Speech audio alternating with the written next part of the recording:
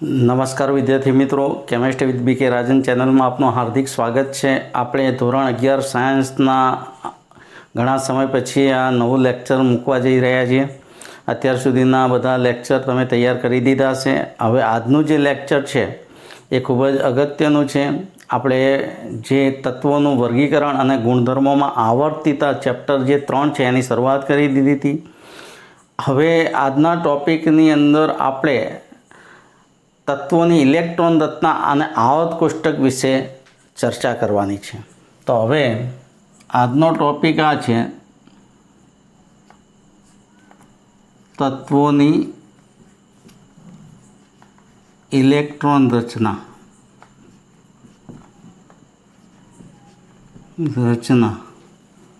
તથા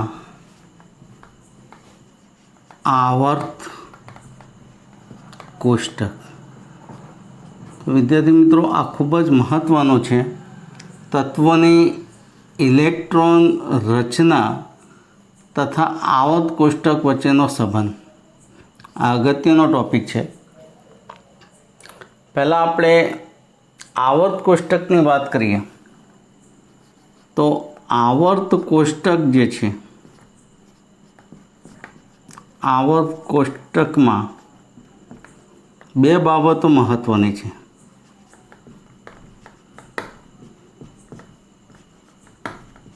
બે બાબતો ખૂબ જ મહત્ત્વની છે।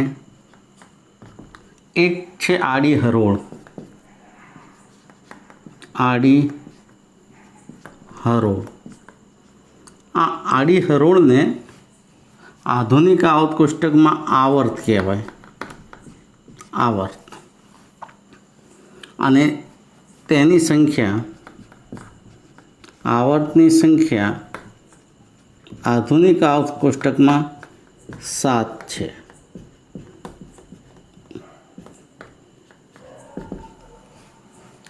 બીજું એક મહત્ત્વનું છે ઊભા સ્તંભો। ઊભા સ્તંભ અને ઊભા સ્તંભને સમૂહ કહે છે। સમૂહ અને તેની સંખ્યા 18 છે। આ આધુનિક આવર્ત કોષ્ટકની વાત છે। તો વિદ્યાર્થી મિત્રો, તત્વોની ઇલેક્ટ્રોન રચના અને આવર્ત કોષ્ટક વિશે આપણે સમજવાનું છે। તો પહેલાં આવર્ત કોષ્ટકની વાત કરીએ તો આવર્ત કોષ્ટકમાં બે બાબતો મહત્ત્વની છે। એક તો આડી હરોળ, જેને આવર્ત કહેવાય અને એની સંખ્યા 7 છે। ઊભા સ્તંભ, જેને સમૂહ કહેવાય અને તેની સંખ્યા 18 છે। તો વિદ્યાર્થી મિત્રો, આવર્ત કોષ્ટકની અંદર આ પ્રમાણે આડી હરોળ હોય। આ જે છે, આ જે આપણે દોરીએ છીએ એક પ્રકારનું આવર્ત કોષ્ટક જ કહી શકાય, પણ એનું ડાયાગ્રામ છે। આ જે આડી હરોળ કરી છે તો આ 1 2 3 4 5 6 અને આ 7। તો આ જે છે ને એ આડી હરોળ છે, આ આવર્ત કહેવાય। આ ધારો કે આ આવર્ત છે, આવર્ત। તો આ n બરાબર 1, n બરાબર 2, n બરાબર 3, n બરાબર 4, 5, 6, 7, 7 આવર્ત છે, આડી હરોળ છે। આ બધી છે ને એક પ્રકારની, આમ જોવા જઈએ તો આડી હરોળ, અને આ આડી હરોળને શું કહીશું આપણે? આવર્ત। હવે બીજા આમ ઊભા સ્તંભો હોય છે। આ રીતના ઊભા સ્તંભો હોય છે। આ પહેલો છે, તો આવી રીતના ઊભા સ્તંભો છે એ ઊભા સ્તંભો 18 સુધી છે। 18, આ 1 2 3 4 5 6 7 8 9 10, આવી રીતના જઈએ તો 18 સુધી। તો આ જે છે એ શું કહેવાશે? ઊભા સ્તંભ, અને ઊભા સ્તંભને શું કહીશું આપણે? સમૂહ। તો વિદ્યાર્થી મિત્રો, આપણે તત્વોની ઇલેક્ટ્રોન રચના આડી હરોળ એટલે આવર્તમાં પણ જોવાની છે, તત્વની ઇલેક્ટ્રોન રચના સમૂહમાં પણ જોવાની છે. તો આપણે પહેલાં તત્વોની ઇલેક્ટ્રોન રચના એ આવર્તમાં કેવી રીતના હોઈ શકે એની વાત કરીએ. તો હવે બરાબર સમજી લઈશું કે ભાઈ આવર્તમાં તત્વોની ઇલેક્ટ્રોન રચના કેવી રીતના છે, શું છે, એ સાથે સાથ આવર્તનનો આપણે સંપૂર્ણ અભ્યાસ કરી દઈશું અને પછી સમૂહમાં તત્વોની ઇલેક્ટ્રોન રચના કેવી રીતે થાય છે એના વિશે પણ ચર્ચા કરીએ. ઓકે વિદ્યાર્થી મિત્રો, હવે જે છે એ ટૉપિક આપણે શરૂ કરીએ. આવર્તમાં તત્વોની ઇલેક્ટ્રોન રચના. ઓકે, હવે આવર્તને આડી હરોળ વડે દર્શાવવામાં આવે છે. આવર્તને આડી હરોળ તરીકે દર્શાવી શકાય.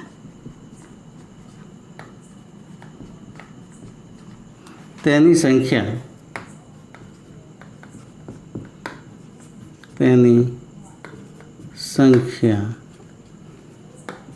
7 છે. આવર્તનો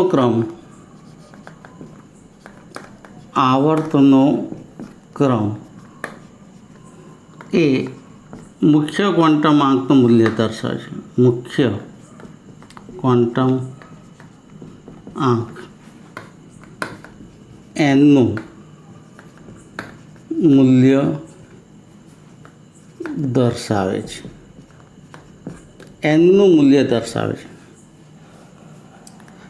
દાખલા તરીકે આપણે n બરાબર 1 હોય, n બરાબર 1 તો પ્રથમ આવર્ત,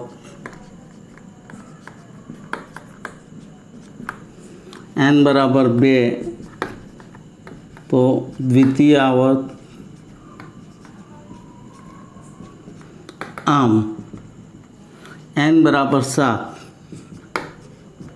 તો સાતમો આવર્ત.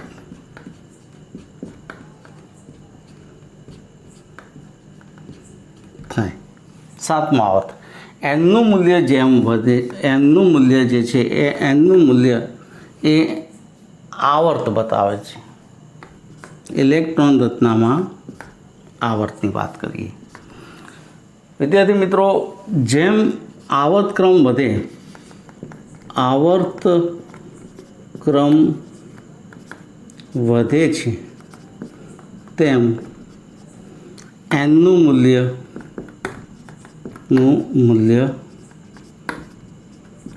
વધે છે. એનનું મૂલ્ય વધે છે. હવે આખો જે આવર્ત છે એ આવર્ત આપણે કોષ્ટક વડે સમજી લઈએ. દાખલા તરીકે આપણે આવર્તની વાત કરીએ તો 7 આવર્ત છે, તો 7 આવર્તને આપણે લખીએ તો અહીંયા આવર્ત પછી એનનું મૂલ્ય, તત્વોની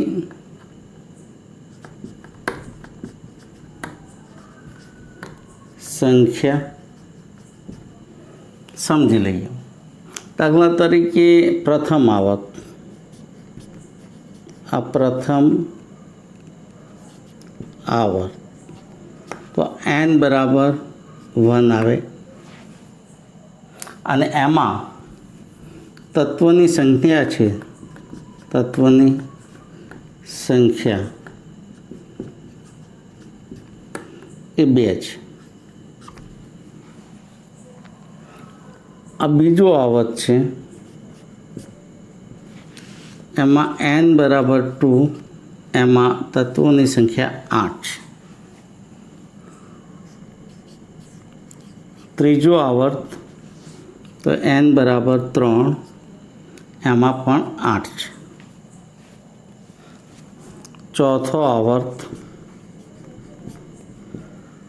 n બરાબર 4 અને એમાં પણ ચોથા આવર્તમાં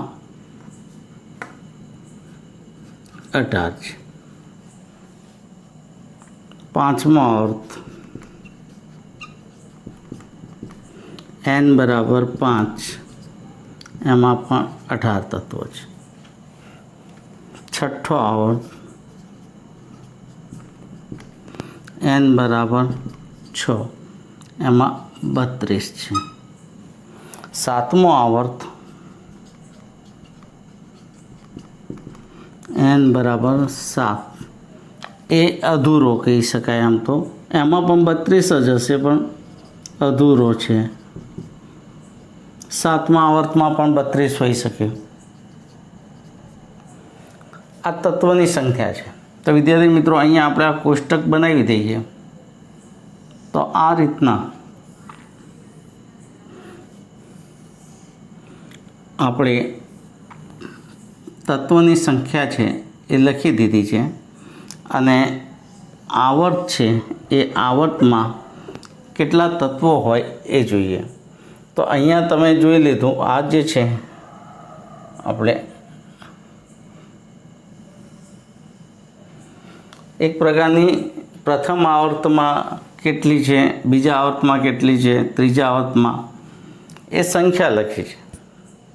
વિદ્યાર્થી મિત્રો અહીંયા આગળ થોડીક વાત કરીએ તો અહીંયા જે આ બીજા આવર્તમાં, પ્રથમ આવર્તમાં કે છઠ્ઠા આવર્તમાં કે સાતમા આવર્તમાં કયા કયા તત્વો હોઈ શકે એની ચર્ચા કરીએ.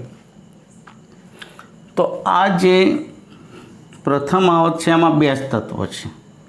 આમાં ફક્ત આપણે આમ લાઇનિંગ દોરી દઈએ. આ વસ્તુ એકબીજા સાથે મિક્સ ના થઈ જાય એના કારણે આપણે લાઇનિંગ દોરી દઈએ છીએ તો વધારે ખ્યાલ આવે. હવે ધારો કે આ બીજો આવર્ત છે. બીજો આવર્ત હોય કે પહેલો આવર્ત હોય કે ત્રીજો આવર્ત હોય એમાં સંખ્યા તો લખી દીધી આપણે કે આટલી આટલી હોઈ શકે. પણ વિદ્યાર્થી મિત્રો આ જે સંખ્યા છે એ સંખ્યા કઈ છે એને આપણે સમજી લઈએ. દાખલા તરીકે પ્રથમ આવર્તમાં 2 તત્વો છે. આ 2 તત્વો તો કયા છે?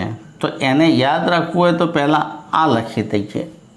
સમૂહ 1ના તત્વો લખી દઈએ.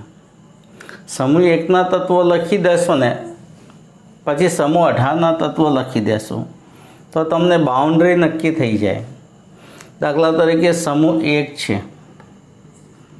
સમૂહ 1 તો વિદ્યાર્થી મિત્રો સમૂહ 1ની વાત કરીએ તો આ શબ્દ યાદ રાખજો. હાલી સોપારુ સિફરા. હાલી સોપારુ સિપરા. હા એટલે હાઇડ્રોજન, લી એટલે લિથિયમ, સો એટલે સોડિયમ, પા એટલે પોટેશિયમ. પણ આપણે સોપારું બોલતા ફાવે એટલે પા લખ્યું છે. પોટેશિયમ, રૂબિડિયમ, સીઝિયમ અને ફ્રાન્સિયમ. તો વિદ્યાર્થી મિત્રો આ સમૂહ 1ના તત્વો હાલી સોપારું સિફરા એ લખી દઈએ તો અહીંયા આપણને આ તત્વો જે છે એ તત્વો ખબર પડી જશે. તો પહેલો હાઇડ્રોજન છે, પછી લિથિયમ છે, સોડિયમ, પોટેશિયમ, રૂબિડિયમ, સીઝિયમ અને ફ્રાન્સિયમ. આ સમૂહ 1ના તત્વો આપણને લખતા ફાવે. વિદ્યાર્થી મિત્રો આના પરમાણુ ક્રમાંક છે, પરમાણુ ક્રમાંક પણ આપણને ખબર હોય. દાખલા તરીકે આ જે હાઇડ્રોજન છે એ હાઇડ્રોજનનો પરમાણુ ક્રમાંક 1. પછી આમાં 2 ઉમેરવાના. આટલું યાદ રાખવાનું. 2 પરમાણુ ક્રમાંકમાં 2, 8, 8 18, 18 ને 32. તો આ 1 છે પરમાણુ ક્રમાંક, એમાં 2 ઉમેરો એટલે 3. તો લિથિયમનો પરમાણુ ક્રમાંક કેટલો આવશે? લિથિયમનો પરમાણુ ક્રમાંક 3. એમાં 8 ઉમેરો તો 11 સોડિયમનો. એમાં 8 ઉમેરો તો 19 પોટેશિયમનો. એમાં 18 ઉમેરો તો 37 રૂબિડિયમનો. એમાં 18 ઉમેરો તો 55 થઈ ગયો સિઝિયમનો. એમાં 32 ઉમેરો તો 87 થઈ ગયો ફ્રાન્સિયમ. તો પરમાણુ ક્રમાંક છે પરમાણુ ક્રમાંક 1, એમાં 2 ઉમેર્યા 3, એમાં 8 ઉમેર્યા 11, એમાં 8 ઉમેર્યા 19, એમાં 18 ઉમેર્યા 37, એમાં 18 ઉમેર્યા 55, એમાં 32 ઉમેર્યા. તો 2, 8, 8, 18, 18, 32 ઉમેરી દેશું તો સમૂહ 1ના તત્વોનો પરમાણુ ક્રમાંક છે આપણે લખી શકીશું. તો આ જે આવર્તના પ્રથમ તત્વો છે, ધારો કે હાઇડ્રોજન પ્રથમ આવર્તનું પ્રથમ તત્વ, લિથિયમ બીજા આવર્તનું પ્રથમ તત્વ, સોડિયમ ત્રીજા આવર્તનું પ્રથમ તત્વ, સોડિયમ ત્રીજા આવર્તનું પ્રથમ તત્વ, પોટેશિયમ ચોથા આવર્તનું પ્રથમ તત્વ, રૂબિડિયમ પાંચમા આવર્તનું પ્રથમ તત્વ, સિઝિયમ છઠ્ઠા આવર્તનું પ્રથમ તત્વ, ફ્રાન્સિયમ સાતમા આવર્તનું પ્રથમ તત્વ. હવે વિદ્યાર્થી મિત્રો, અહીંયા આપણે છેલ્લો સમૂહ જે છે એ સમૂહ 18ને આપણે લખીએ. તો 18ને લખવા માટે શું કરવાનું? તો અહીંયા આપણે આ યાદ રાખીશું. જે રીતે સમૂહ 1 છે એ હાલી, સોફારું, સિફરા એ રીતના આપણે યાદ રાખી દીધો અને લખી દીધો. આના માટે સમૂહ 18 માટે છે એના માટે પણ આપણે આ યાદ રાખીશું. સમૂહ 18 તો હિનિયા, હિનિયા, ક્રિજેરે, ક્રિજેરે, હિનિયા, હિનિયા, ક્રિજેરે. આ એક અર્થ વગરનું વાક્ય છે, પણ એના પરથી ખબર પડી જાય. He for helium, N for neon, ની ફોર નિયોન સોરી, આ ફોર આર્ગોન, કિર ફોર ક્રિપ્ટોન, જે ફોર ઝેનોન, રે ફોર રેડોન. વિદ્યાર્થી મિત્રો, આ સમૂહ 18ના તત્વો છે એ 18ના તત્વો પણ આપણે લખી શકીએ. તો અહીંયા આપણે લખી શકીશું હિલિયમ, નિયોન, આર્ગોન, ક્રિપ્ટોન,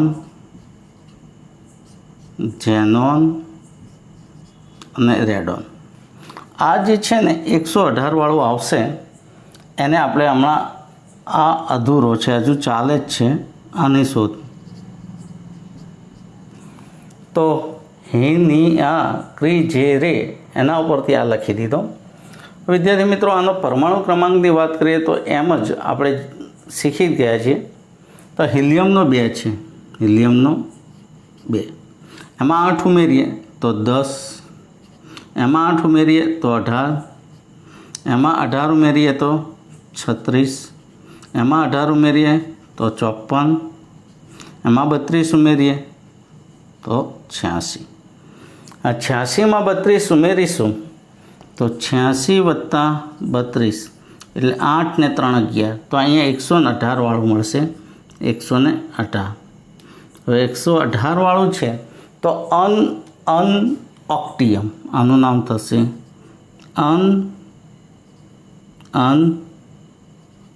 અનઓક્ટિયમ, ઓક્ટિયમ. તો વિદ્યાર્થી મિત્રો, આ જે છે એ બાઉન્ડ્રી છે. આ જે છે ને અનઓક્ટિયમ,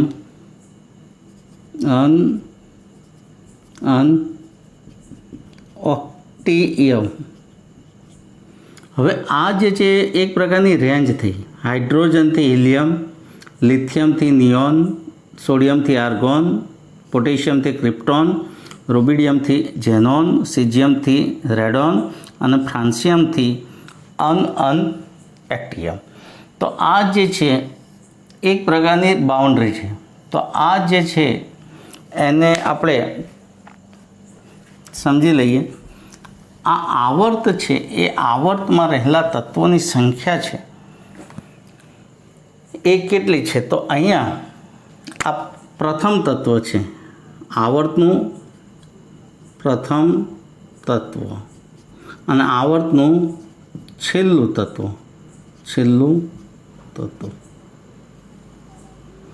હવે આ જે છે ને હાઇડ્રોજન એ પ્રથમ આવર્તનું પ્રથમ તત્વ અને હિલિયમ એ પ્રથમ આવર્તનું છેલ્લું તત્વ.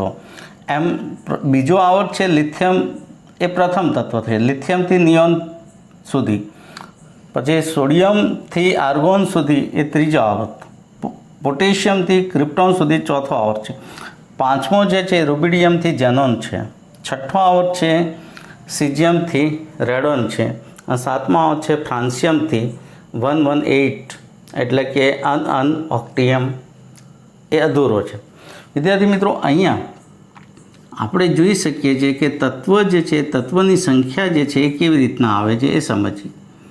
દાખલા તરીકે આની વાત કરીએ તો હાઇડ્રોજનથી હિલિયમ, તો આ 1 અને 2 જ એટલે ટોટલ 2 તત્વો થયા. આ 3 થી 10 એટલે ટોટલ તત્વો 8 થયા. આ 11 થી 18 એટલે 8 તત્વો થયા. આ 19 થી 36 પરમાણુ ક્રમાંક છે, 19 થી 36 એટલે 18. આ 37 થી 54 એટલે 18. આ જે છે 55 થી 86 એટલે 32.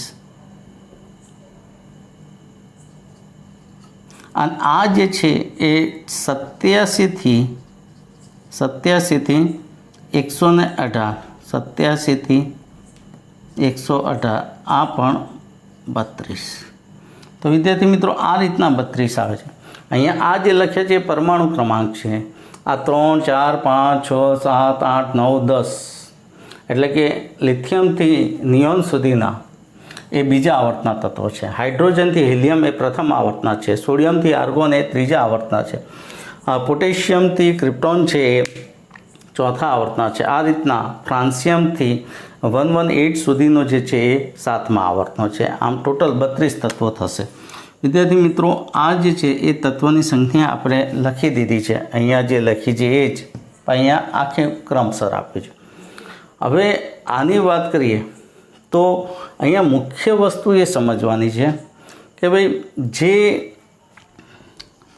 એનનું મૂલ્ય છે એ એનના મૂલ્યો જે છે, એન પ્રથમ આવર્તમાં એનનું મૂલ્ય 1 છે.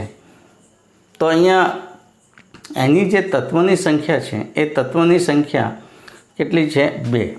એટલે અહીંયા કક્ષકો જે છે એ કક્ષકો n બરાબર 1 હોય તો એક જ કક્ષક મળે છે, એ 1s. ધારો કે અહીંયા આપણે n બરાબર 1 હોય તો આ k છે, આ l, આ m, આ n, k, l, m, n, o, p અને q આ કક્ષા છે, કક્ષા બતાવે છે. એટલે n બરાબર 1 આવે તો n બરાબર 1 હશે તો n બરાબર 1. તો n બરાબર 1 માટે l બરાબર શું આવશે? l બરાબર 0 માટે s કક્ષક અને s કક્ષક થાય તો 1s અને 2s અહીંયા 2 જ છે તો આ s કક્ષક એટલે કેટલા ઇલેક્ટ્રોન સમાઈ શકશે? આમાં એસમાં 2 ઇલેક્ટ્રોન સમાય એટલે તત્વોની સંખ્યા કેટલી થઈ? 2 થઈ. એટલે n બરાબર 1 હતું તો અહીંયા ઇલેક્ટ્રોન કેટલા આવ્યા? 2. હવે ધારો કે n બરાબર 2 લઈએ છીએ, n બરાબર 2 તો અહીંયા કયું આવે છે? તો l બરાબર 0 અને 1. 0, 1 માટે એટલે કે s કક્ષક મળે, s કક્ષક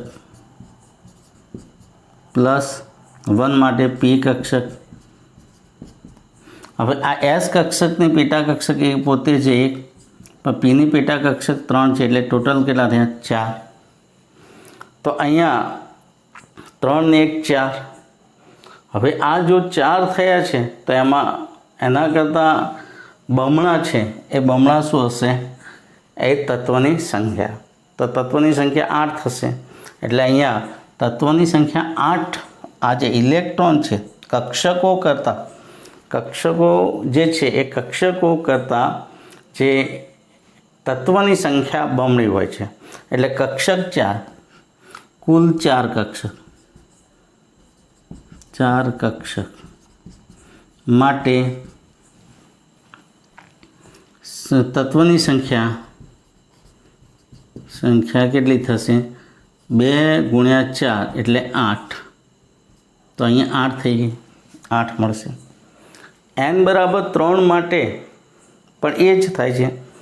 n બરાબર 3 માટે ધારો કે n બરાબર 3 હોય તો અહીંયા l બરાબર 0, 1 અને 2 એટલે આપણને 3s મળે અને 3p મળે. અહીંયા 3s ને 3p મળે છે. આ ડીની કોઈ આમાં આવતી જ નથી ડી કક્ષક, કારણ કે આર્ગોન સુધી ડી કક્ષક નથી આવતી, કારણ કે n/np6 આ બધાની ઇલેક્ટ્રોન રચના લખીએ ને તો આની જે ઇલેક્ટ્રોન રચના છે, આ જે ઇલેક્ટ્રોન રચના ns1 છે એટલે 1s1. આમ જોવા જઈએ તો 1s1 છે, આ છે 2s1, આ છે 3s1, 4s1, 5s1, 6s1 અને 7s1. અહીંયા જે છે ને એ ઇલેક્ટ્રોન રચના ધારો કે હિલિયમની છે ને એ ns2 છે. અહીંયા હિલિયમની ઇલેક્ટ્રોન રચનાની વાત કરીએ, ઇલેક્ટ્રોન રચના આપણે અહીંયા લખીએ છીએ, અહીં આ જે છે બધી ઇલેક્ટ્રોન રચના અહીંયા લખીએ તો આ જે છે હિલિયમની 2s2 છે એ અપવાદવાળી છે. બાકીનાની તમે જુઓ કે આની 2s2, 2p6 સોરી, કારણ કે આમાં હિલિયમની 1s2, હિલિયમની 1s2, 2s2, 2p6, 3s2, 3p6, 4s2, 4p6, 5s2, 5p6, 6s2, 6p6 અને 7s2, 7p6. આ જે છે બધી એક જ ટાઈપની ઇલેક્ટ્રોન રચના છે. આ હિલિયમ છે, હિલિયમની ઇલેક્ટ્રોન રચના અપવાદવાળી છે. બાકી 2s2, 2p6 એટલે એનો મતલબ કે આ બધાની ઇલેક્ટ્રોન રચના ns2 np6 છે, ns2 np6 અને આ બધાની ઇલેક્ટ્રોન રચના હકીકતમાં ns1 છે, ns1. મુખ્ય ક્વોન્ટમાંક આ પ્રમાણે 1, 2, 3, 4, 5, 6, 7 થાય. અહીંયા પણ મુખ્ય ક્વોન્ટમાંક 1, 2, 3, 4, 5, 6, 7 થાય, કારણ કે આવર્ત બદલાય છે. એટલે n બરાબર 3 છે તો n બરાબર 3 માટે અહીંયા 3 લઈએ છીએ તો અહીંયા આર્ગોન જે છે એમાં કંઈ ડી કક્ષક આવતી નથી, એટલે આ ડીને લેવાની કોઈ જરૂર નથી. તો કેટલા થશે? તો આ એસનો 1 છે, પીના 3 છે એટલે ટોટલ 4, કુલ 4 કક્ષકો થઈ. 4 કક્ષકો થઈ તો 2 ગુણ્યા 4 એટલે 8. જે આપણે હમણાં કર્યું હતું એ પ્રમાણે જ આવું કોઈ પણ માટે હોઈ શકે. માની લો કે આપણે સપોઝ માની લો કે આ જ વસ્તુ આપણે જેમ પહેલા આવર્ત માટે કરી, બીજા આવર્ત માટે કરી, ત્રીજા આવર્ત માટે કરી, હવે ચોથા આવર્ત માટે વાત કરીએ. ચોથા આવર્તમાં તો n બરાબર 4 છે, n બરાબર 4 તો l છે ને એ 0, 1, 2 અને 3 થાય. આ 0, 1, 2, 3 આમ તો 0, 1, 2 જ, 4 - 1 એટલે 3, 0, 1, 2. તમે આ કરી દેશો તો અહીંયા આપણને જે મળે છે એ કઈ કક્ષકો મળે છે? તો અહીંયા એક તો 4s મળશે, પછી 4s, પછી 4p અને પછી 3d આવે છે. તો અહીંયા જે કક્ષકો છે જે ચોથા આવર્તમાં, એ ચોથા આવર્તની ઇલેક્ટ્રોન રચનામાં 4s, 4p, પણ 4s, 4p એટલે એના જે ઇલેક્ટ્રોન છે એ ઇલેક્ટ્રોનની ગણતરી કરીએ તો અહીંયા ઇલેક્ટ્રોન કેટલા થશે? તો આ એસ કક્ષક છે એનો એક, પી કક્ષક છે તો એનું ટોટલ 3 થશે, એની પેટા કક્ષક છે. અને ડી કક્ષક પણ આવશે તો ડી કક્ષકની પેટા કક્ષક 5 થશે. તો વિદ્યાર્થી મિત્રો અહીંયા કેટલી કક્ષકો થઈ? તો કક્ષકો 5 ને 3 8 ને 1 9 કક્ષક થઈ. તો તત્વો કેટલા થાય? તો 9 ગુણ્યા 2 એટલે 18 તત્વો, 18 તત્વો થશે. અહીંયા 18 તત્વો. એવી રીતના આમાં પણ એવું જ થશે. આ 5મો આવર્ત છે એમાં પણ આની આ જ વસ્તુ થશે. ખાલી ક્વોન્ટમ છે, ક્વોન્ટમ 5માં બદલાઈ જાય છે અને 5 આવે છે, 5s આવે છે, પછી 4d આવે છે અને પછી 5p આવે છે. તો અહીંયા આ જે ચોથા આવર્તમાં છે, ચોથા આવર્ત જેવું જ એ 5મા આવર્તમાં થશે. પછી n બરાબર 4 છે, એનના જેમ જ n બરાબર શું લેવું પડે? 5. તો આપણને એલના મૂલ્યો જે છે એ મળશે આ રીતના જ, નવ જ કક્ષક મળશે અને તત્વોની સંખ્યા થશે 18. એ પણ આમાં એસ, પી અને ટી લેવાની છે. અહીંયા એફ કક્ષક આવશે નહીં. તો વિદ્યાર્થી મિત્રો ધારો કે છઠ્ઠા આવર્તની વાત કરું તો છઠ્ઠા આવર્તનું તમે સમજી લો તો 7મો આવર્ત પણ તમને આવડી જ જાય. તો એની અંદર શું કરવાનું છે? તો 7મા આવર્તમાં દાખલા તરીકે 7મા આવર્ત માટે તો n બરાબર કેટલું થયું? આપણે છઠ્ઠા આવર્ત માટે લઈએ, આપણે છઠ્ઠા આવર્તમાં તો n બરાબર 6 થયું. તો n બરાબર 6 થાય તો l બરાબર કેટલું થશે? તો 0 1 2 3 4 અને 5. n-1 n-1 એટલે કેટલું થશે? n-1 એટલે 6 ઓછા 1 એટલે 5. તો આ 1 2 3 1 2 3 4 ને 5. ઓકે. હવે વિદ્યાર્થી મિત્રો અહીંયા આ જે છે ને એની અંદર 4 કક્ષકો આવશે. આની અંદર 32 છે એટલે કે એક તો એસ કક્ષક આવે. તો એસ કક્ષક છે એનો એક પેટા કક્ષક, પછી પી આવશે, પીની 3 પેટા કક્ષક, પછી ડી પણ આવશે, ડીની 5 પેટા કક્ષક અને એફ આવશે તો એફની 7 પેટા કક્ષક. આ જે છે ને પેટા કક્ષક છે. આ બધી સંખ્યા છે પેટા કક્ષક. હવે આ પેટા કક્ષકનો સરવાળો કરીએ તો કેટલો થાય? 3 1 4 4 ને 5 9 9 7 16. આ ટોટલ 16 થઈ ગયા. તો આ 16 ગુણ્યા 2 કરી દો એટલે 32 તત્વો મળી ગયા. એવી રીતના અહીંયા પણ 32 આવશે. ઓકે. તો વિદ્યાર્થી મિત્રો આ તત્વોની સંખ્યા જે છે આ રીતના પણ શોધી શકાય છે. અહીંયા તમારે ખાસ યાદ રાખવાનું કે ભાઈ કક્ષકોની જે સંખ્યા મળે છે એ કક્ષકોની સંખ્યાના ડબલ કરી દઈએ તો આપણને તત્વની સંખ્યા મળી શકે છે.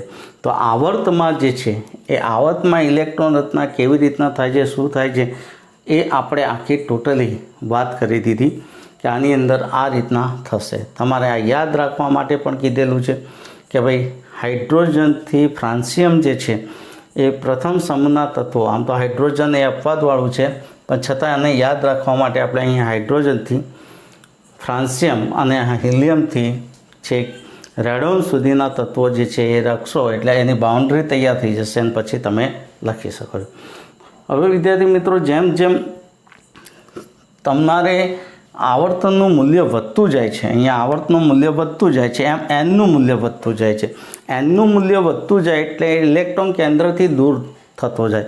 ઇલેક્ટ્રોન કેન્દ્રથી દૂર થાય એટલે ઇલેક્ટ્રોન અને કેન્દ્ર વચ્ચેનું અંતર વધે. અંતર વધે એટલે આકર્ષણ ઘટે ને આકર્ષણ ઘટે એટલે કેન્દ્રની ઇલેક્ટ્રોન પ્રત્યેની પકડ ઓછી થાય એટલે ઇલેક્ટ્રોનની શક્તિમાં શું થાય છે? વધારો થાય છે. ઇલેક્ટ્રોનની શક્તિ વધતી જાય છે. જેમ જેમ એનનું મૂલ્ય વધતું જશે તેમ તેમ ઇલેક્ટ્રોનની શક્તિ છે વધતી જાય છે. બીજી વસ્તુ કે ઇલેક્ટ્રોન રચના તમને આપેલી હોય અને કયા આવર્તનું તત્વ હોય એ તમારે સમજવું હોય તો તમારે કોઈ પણ તત્વની ઇલેક્ટ્રોન રચના લખો તો એમાં છેલ્લી બાહ્યતમ કક્ષા કઈ છે એ તમારે સમજવી પડે અને પછી એના પરથી ખબર પડે કે આ કયા તત્વનું છે.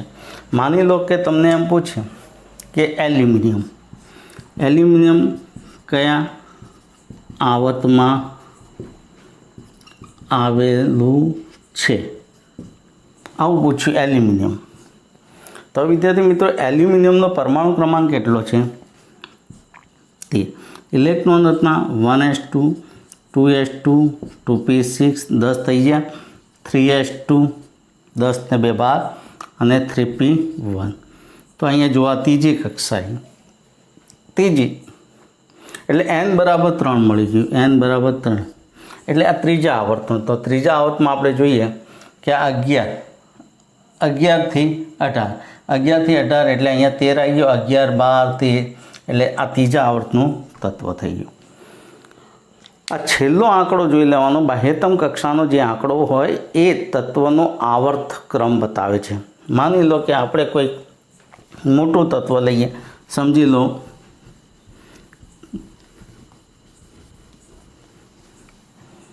આપણે કોપર લીધું છે. કોપર એટલે Cu.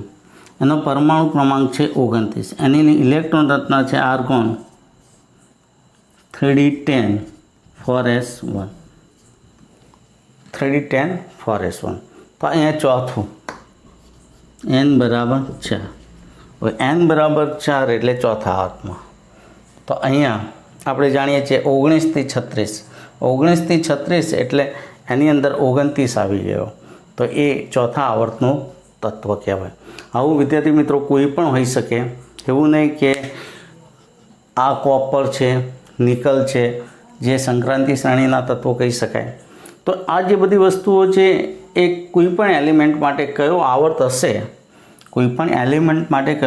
હશે, તો એની ઇલેક્ટ્રોન રચના લખો. ઇલેક્ટ્રોન રચના લખ્યા પછી એનો છેલ્લો જે આંકડો છે બાહ્યતમ કક્ષાનો મુખ્ય ક્વોન્ટમાંક, એ બાહ્યતમ કક્ષાના મુખ્ય ક્વોન્ટમાંક ઉપરથી તમે એનો આવર્ત નક્કી કરી શકો છો.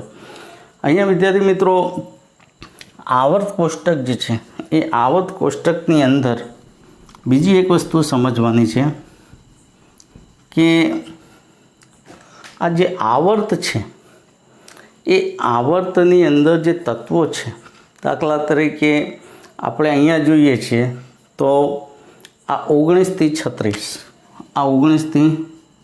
36 છે. ત્યાં જે છે એટલે ચોથા આવર્ત છે એમાં 19 થી 36 છે, પણ એ 19 20 આ બે જે છે આ પોટેશિયમ ને કેલ્શિયમ, પછી આ જે 21 થી સ્કેન્ડિયમથી તે ઝીંક સુધી તરફ જઈએ 30. આ સ્કેન્ડિયમથી ઝીંક સુધી આ ડી વિભાગના તત્વો છે, ડી વિભાગ, અને એને આપણે શું કહીશું? સંક્રાંતિ તત્વો. તો ઘણી વખત આ પણ પૂછે છે કે સંક્રાંતિ તત્વો કયા આવર્તમાં આવેલા છે? તો સંક્રાંતિ તત્વો છે ચોથા આવર્તમાં આવેલા છે અને એ 21 થી 30 છે. વિદ્યાર્થી મિત્રો અહીંયા નીચે એફ વિભાગ પણ આવેલો છે અને એફ વિભાગ છે એની થોડીક વાત કરીએ તો એફ વિભાગ ઓલરેડી આવર્ત કોષ્ટકના તળિયે છે અને એમાં બે શ્રેણીઓ આવેલી છે, એક લેન્થેનાઇટ શ્રેણી અને બીજી છે એક્ટિનોઇડ શ્રેણી. તો એફ વિભાગ છે આ તત્વોને આંતર સંક્રાંતિ તત્વો કહેવાય. આંતર સંક્રાંતિ તત્વો કહે છે. એફ વિભાગના તત્વોને આંતર સંક્રાંતિ તત્વો કહેવાય. ડી વિભાગ છે ને એને સંક્રાંતિ તત્વો કહેવાય. આ ખાસ યાદ રાખજો. અને આ આંતર સંક્રાંતિ તત્વો એક 4f વાળા હોય, 4f કક્ષકમાં, અને બીજું 5f કક્ષકમાં. 4f કક્ષકમાં હોય તો એને લેન્થેનોઇડ કહેવાય, લેન્થેનોઇડ શ્રેણી. 5f કક્ષકમાં હોય તો એને એક્ટિનોઇડ શ્રેણી. આ એક્ટિનોઇડ ને લેન્થેનોઇડ શ્રેણી એફ વિભાગના તત્વો છે અને આ જે છે એ સીરિયમથી લઈ લ્યુટેશિયમ એટલે અહીંયા 58થી માંડીને 71 સુધીનું છે, 58થી 71 સુધી. અને આ છે એ એક્ટિનિયમ 80, 89થી માંડીને લોરેન્સિયમ 103 એ એક્ટિનોઇડ શ્રેણી છે. તો 58થી 71 ક્યાં આવ્યા? તો 58થી 71 છે એ 55થી 86 એની અંદર આવી જાય છે. અને આ 89થી તો આ કયા આવર્તના થયા? 4F છે, ચોથા આવર્તના, સોરી 4F કક્ષક જે છે એટલે અહીંયા 58થી 71 છે એટલે આ છઠ્ઠા આવર્તમાં આવશે. આ જે છે છઠ્ઠા આવર્તમાં, આ છઠ્ઠા આવર્તમાં આવે છે. અને આ જે છે 89થી એટલે આ 87થી એના રેન્જમાં આવે છે એટલે આ સાતમા આવર્તમાં, આ સાતમા આવર્ત. આ રીતના આપણે સંક્રાંતિ તત્વો જે છે એ ડી વિભાગના કહેવાય, જેમાં ડી કક્ષકમાં ઇલેક્ટ્રોન દાખલ થાય છે. અને આવા સંક્રાંતિ તત્વો જે છે એ ચોથા આવર્તમાં આવેલા છે, જે સ્કેન્ડિયમથી ઝિંક સુધી 21થી 30 છે. અને એફ વિભાગના તત્વો જે છે છઠ્ઠા અને સાતમા આવર્તમાં આવેલા છે. એફ વિભાગમાં જે તત્વો જે આંતર સંક્રાંતિ તત્વો કહેવાય. આંતર સંક્રાંતિ તત્વોમાં 4F કક્ષક ને 5F કક્ષક હોય. 4F કક્ષક હોય તો લેન્થેનોઇડ શ્રેણી હોય, 5F કક્ષક હોય તો એક્ટિનોઇડ શ્રેણી હોય. લેન્થેનોઇડ શ્રેણી એ સીરિયમથી લ્યુટેશિયમ એટલે કે 58થી 71 છે, અને એક્ટિનોઇડ શ્રેણી એ એક્ટિનિયમથી લોરેન્સિયમ એટલે 89થી 103 સુધીની હોય છે. અને આ લેન્થેનોઇડ શ્રેણી એ છઠ્ઠા આવર્તમાં આવેલું છે, આ રેન્જમાં આવે છે. અને એક્ટિનોઇડ શ્રેણી છે 89થી 103 એટલે સાતમા આવર્તમાં આવે છે. આમ તો છઠ્ઠો આવર્ત અને સાતમા આવર્ત બંનેમાં 32 તત્વો છે. ઓકે વિદ્યાર્થી મિત્રો, આને થોડાક આવર્તની વાત કરીએ તો આમાં 2 તત્વો છે એટલે અતિ લઘુ આવર્ત કહેવાય. આ 8 છે એટલે પ્રથમ લઘુ આવર્ત, દ્વિતીય લઘુ આવર્ત. આમાં 18 છે એટલે આ પ્રથમ લાંબુ આવર્ત, દ્વિતીય લાંબુ આવર્ત, અને 32 છે એટલે પ્રથમ અતિ લાંબુ આવર્ત અને દ્વિતીય અતિ લાંબુ આવર્ત. તો આ રીતના આવર્તમાં જે છે એ ઇલેક્ટ્રોન રચનાની આપણે સંપૂર્ણ માહિતી મેળવી.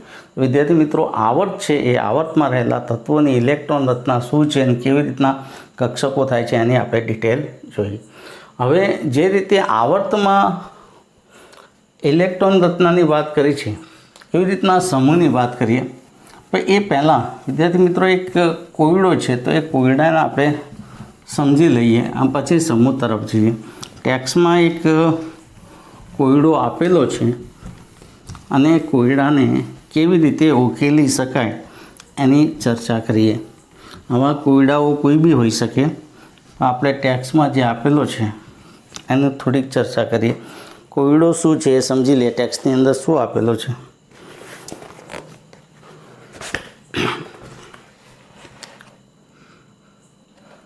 આવર્ત કોષ્ટકમાં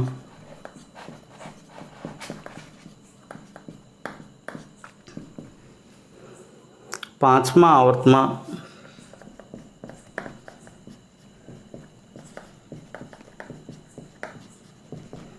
18 તત્વો હોય છે. 18 તત્વો હોય છે. તેને કેવી રીતે સમજાવશો? તેને કેવી રીતે સમજાવશો? ઓકે, તો વિદ્યાર્થી મિત્રો આ સમજી લઈએ. આમાં કંઈ બહુ અઘરું નથી, પણ છતાં ધ્યાન રાખો તો સારું. પાંચમા આવર્તમાં 18 તત્વો છે. વિદ્યાર્થી મિત્રો આપણે જાણીએ છીએ પાંચમો આવર્ત છે એમાં 18 તત્વો છે. તો કક્ષકો કેટલી હોય? તો કક્ષકો 9 હોય. કારણ કે તત્વો બરાબર શું છે? તો કક્ષક ગુણ્યા 2. કક્ષકની સંખ્યા ગુણ્યા 2 કરી દો એટલે શું મળે? તત્વોની સંખ્યા. આ સૂત્રની મદદથી કરી દઈએ આપણે. હવે પાંચમો આવર્ત, પાંચમા આવર્ત માટે n બરાબર શું થાય 5, n બરાબર 5 થાય માટે l બરાબર શું થાય n-1 માટે અહીંયા થશે 5 - 1 એટલે 4, તો l બરાબર 4 મળે, l બરાબર 4, l બરાબર 4 મળ્યા કયા તો 0, 1, 2 અને 3। હવે વિદ્યાર્થી મિત્રો અહીંયા ખાસ યાદ રાખવાનું છે કે આપણને જે કક્ષકો છે એ કક્ષકો 5મા આવર્તની વાત કરી છે, તો 5મા આવર્તની અંદર f કક્ષક નહીં આવે, કારણ કે f કક્ષક છે એ 6ઠ્ઠા અને 7મામાં આવે।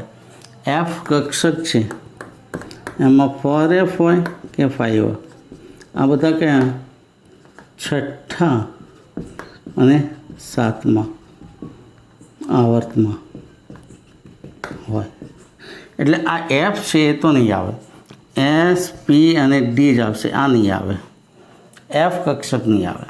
તો હવે s કક્ષકમાં કેટલા થયા 1 છે, p કક્ષકમાં કેટલા છે 3 છે, d કક્ષકમાં કેટલી છે 5, તો આ 1 + 3 + 5 એટલે કેટલી થઈ ગઈ 3 ને 1 4 ને 5 9, તો આ કક્ષકો થઈ ગઈ કક્ષક 9। હવે આ કક્ષકની સંખ્યા 9 × 2 એટલે 18, 18 તત્વો છે, તો 18 તત્વો આવી ગયા। તો આ બહુ સહેલું હોય છે, આમાં કંઈ અઘરું નથી હોતું, પણ આપણે આ f લેવાની જરૂર નથી, કારણ કે f કક્ષક છે 6ઠ્ઠા અને 7મા આવર્તમાં આવે, આપણે શીખી ગયા। તો આ રીતે આપણે નક્કી કરી શકીએ છીએ કે અહીંયા આપણને 18 તત્વો છે એ કક્ષકની સંખ્યા 9 મળશે અને એને 2 વડે ગુણી લેશું તો 18 તત્વો મળે છે। તો આ રીતના આપણે કરી શકીએ છીએ। ઓકે વિદ્યાર્થી મિત્રો, હવે સમૂહની વાત કરીએ, સમજી લઈએ સમૂહમાં કેવી રીતના થાય છે। આમ તો મેન્ડેલિફે કહેલું છે કે સમાન ગુણધર્મો ધરાવતા તત્વોને એક જ સમૂહમાં મૂકવા, તો આધુનિક આવર્ત કોષ્ટકમાં પણ એ જ વસ્તુ કીધી છે। સમૂહમાં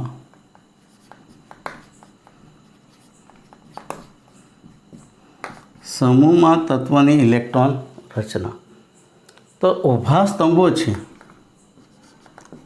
આવર્ત કોષ્ટકમાં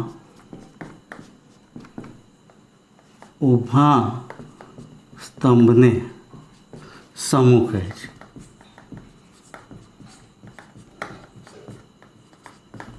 અને આવા કુલ આવર્ત કોષ્ટકમાં કુલ 18 સમૂહ છે, 18 સમૂહ છે। હવે આપણે પ્રથમ સમૂહની જ વાત કરીએ। પ્રથમ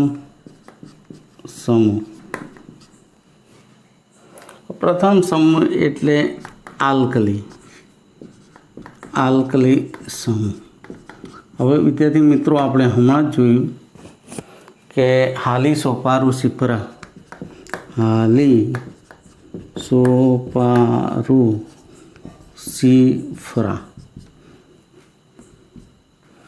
હવે આ જ વસ્તુ અહીંયા લખીએ છીએ આપણે। ધારો કે સમૂહ 1માં ગઈએ તો હાઇડ્રોજન છે, પછી lithium, sodium, potassium, rubidium, caesium અને ફ્રાન્સિયમ। ઓકે, તો આ જે તત્વો જે છે એની સંજ્ઞા લખી છે આપણે। આનો પરમાણુ ક્રમાંક લખીએ તો આ પરમાણુ ક્રમાંક કેટલો છે 1, આનો 3, એમાં 8 ઉમેરો 11, એમાં 19, એમાં 18 37, એમાં 18 55 અને એમાં 18 87। આ છે પરમાણુ ક્રમાંક, આ તત્વની સંજ્ઞા। ઓકે, હવે ઇલેક્ટ્રોન રચના લખીએ ને, ઇલેક્ટ્રોન રચના, તો અહીંયા હાઇડ્રોજન છે એટલે પહેલો એક જ ઇલેક્ટ્રોન ગોઠવવાનો છે 1s1, 2 છે તો હિલિયમ પહેલાં લખી દઈએ એટલે 2 આવી ગયા, એટલે 2s1। હવે અહીંયા હિલિયમ પછી નિયોન, તો તો 3s1 પછી અહીંયા આર્ગોન 18 એટલે 4s1 અહીંયા 18 પછી ક્રિપ્ટોન 36 વાળો 5s1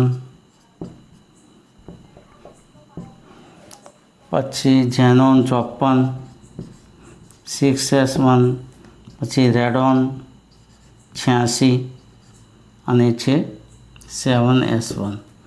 તો આનો પરમાણુ ક્રમાંક 2 છે. આ જે છે હિલિયમનો 2 છે પરમાણુ ક્રમાંક, આનો 10 છે, આનો 18, આનો 36, આનો 54 અને આનો 86. તો 86 ને 187, 54 ને 55, 36 ને 138. તો આ નિષ્ક્રિય વાયુઓ તમે ઇન બ્રેકેટમાં લખી દેશો તો પણ તમે આ રીતના ઇલેક્ટ્રોન રચના જોઈ શકો છો. વિદ્યાર્થી મિત્રો, અહીંયા જોઈએ છે આ બધાની ઇલેક્ટ્રોન રચના મૂળ તો NS1 છે, NS1 જ છે.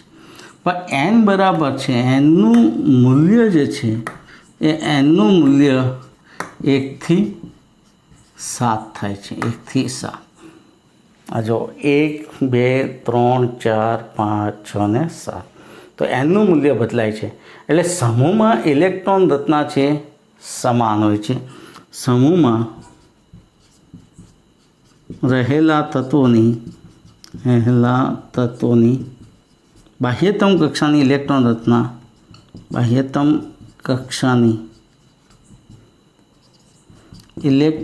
રચના સમાન હોય છે. આ ખાસ યાદ રાખજો.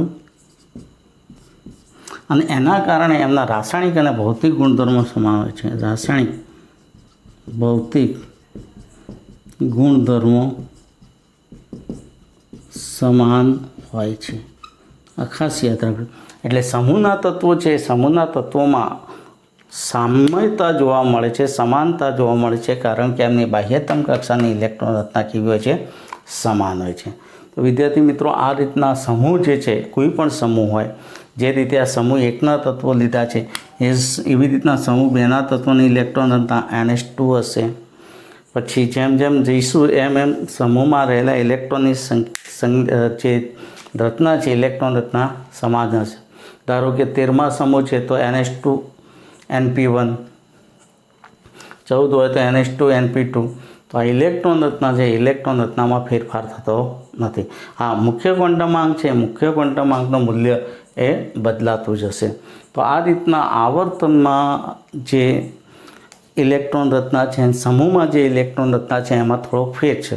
આવર્તમાં જે ઇલેક્ટ્રોન રચના છે, ઇલેક્ટ્રોન રચનામાં ફેરફાર થાય છે બાહ્યતમ કક્ષાની ઇલેક્ટ્રોન રચનામાં. જ્યારે સમૂહના જે તત્વો છે, સમૂહના તત્વોમાં બાહ્યતમ કક્ષાની ઇલેક્ટ્રોન રચના સમાન રહે છે. ઓકે વિદ્યાર્થી મિત્રો, તો આ રીતના આપણે આજના ટોપિકમાં તત્વોની ઇલેક્ટ્રોન રચના છે, એ તત્વોની ઇલેક્ટ્રોન રચના આવર્તમાં કેવી રીતના હોઈ શકે, સમૂહમાં કેવી રીતના હોઈ શકે, એના વિશે ડિટેલ જોઈ. ઓકે, તો હવે આપણે આ વિડીયો સતત ચાલુ રાખીશું. અને જે અગાઉનો બ્રેક મળી છે એમાં તમે તમારું હોમવર્ક કરતા રહેજો.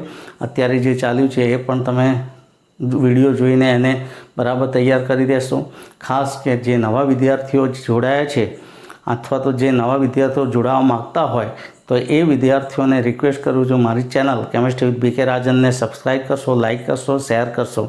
સબસ્ક્રાઈબ કરી અને બેલ આઇકન પર તમે ટિક માર્ક કરશો તો નવા જે વિડીયો છે એ તમને અપડેટ થયેલા જોવા મળશે ને એનો નોટિસ પણ તમને આવતી રહેશે. ઓકે, તો વિદ્યાર્થી મિત્રો, હવે આપણે પૂરેપૂરા 11મા ધોરણનું જે તત્વોનું વર્ગીકરણ છે, ગુણધર્મોમાં આવર્તિતા છે, એનો અભ્યાસ કરતા જઈશું. વચ્ચે બ્રેક મળશે નહીં, કારણ કે આપણે ઘણી બધી બ્રેક આપી દીધી છે. નીટની એક્ઝામ હતી, 12 સાયન્સના લેક્ચર બનાવવાના હતા, એના કારણે આપણે 11 સાયન્સમાં થોડીક બ્રેક આપી છે. હવે પછી બ્રેક મળશે નહીં, સતત વિડીયો ચાલુ રહેશે. તો મારી ચેનલ કેમિસ્ટ્રી વિથ BK રાજનને સબસ્ક્રાઈબ, લાઇક અને શેર કરવાનું ભૂલતા નહીં. Okay, thank you.